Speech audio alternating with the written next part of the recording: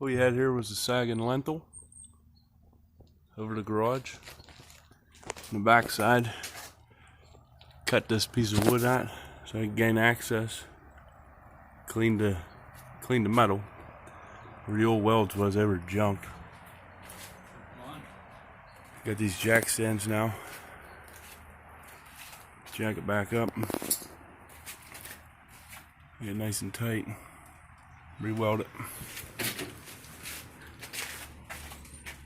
Did it come on? I don't know. They get all the old metal and that out of it, so it would push up.